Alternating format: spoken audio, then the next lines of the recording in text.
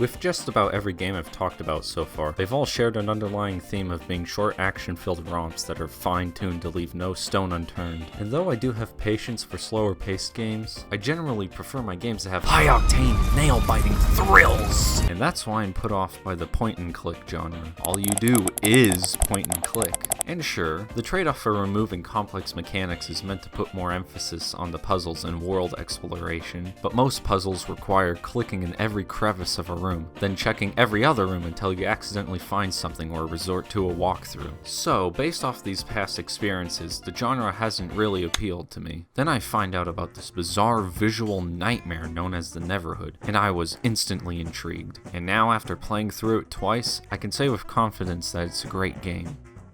Almost. Easily the best aspect of the game is the surreal claymation world and its oddball inhabitants. You wander around this eerily isolated landmass without any sort of map or guidance, and each environment you come across looks like a completely separate alien planet, which makes exploring a real treat. The first-person perspective helps realize the vastness of each area, molding a sense of mystery into what the hell this world is as you slowly creep through it.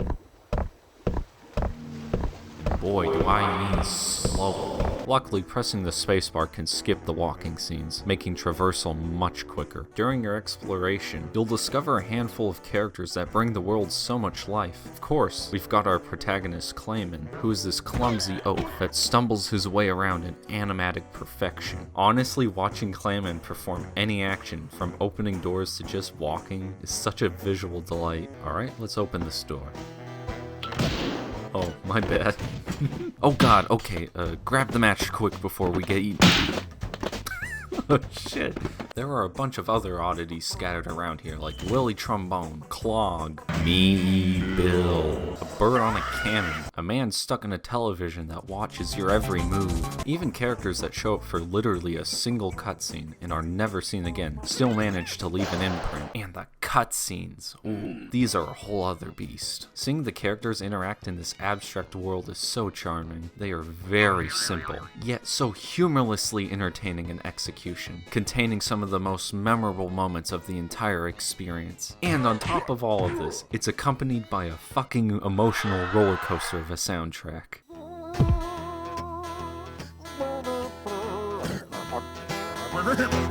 If this wasn't already weird enough, you've got Terry S. Taylor doing the music, who My name is Uncle Terry.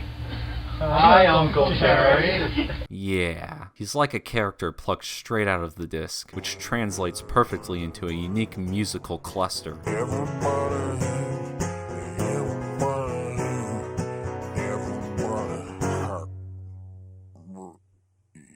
Okay, now we've got all the good stuff out of the way. Now let's talk about the game itself. You wake up not knowing a single thing, so you start wandering around to find these discs that hold pieces of the plot in them, which ends up being an amusing retelling of the Bible. But to obtain them, you'll need to solve the many puzzles blocking your path. This is where the game begins to walk a very fine line between alright and fucking stupid. A lot of the puzzles in this game are, hey, see this thing? Write it down, it'll probably be useful later. Then you find the thing and then copy paste the information. Congratulations, you win. There are some fun ones like the fountain where you need to match the musical password by spitting into cups, and the matching tiles that reset if you make a single mistake, but a lot of the puzzles follow the previous formula, which makes a majority of them not very enthralling. And the game extends this issue by overcomplicating how you get around. You can't just open a door, you gotta press a button and then you're allowed to leave. What are you doing, trying to use the radio, you idiot? First you need to climb out of the hole, go bring the bridge up, then leave the area, go to this building, tug the stupid ring, leave the building, unlock the door again, bring the bridge down, and go back down. Now you can use the radio. And if the game can't get away with obnoxious backtracking, it'll throw you purposely sluggish obstacles to halt your progression. Two great examples of this include these stupid wall vehicles that slowly chug along, and a simple wrong click could send you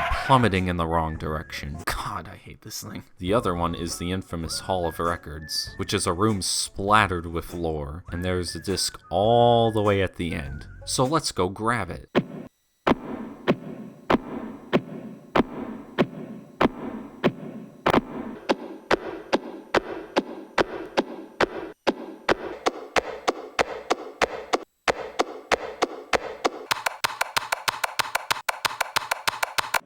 And that was only one chapter. This room takes nearly 10 minutes to get through. And yes, you are required to walk all the way back.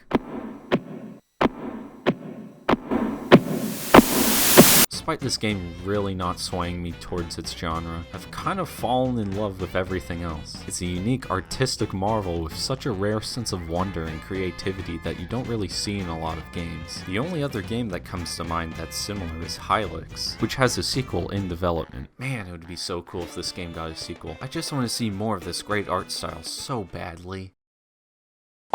Wait, what?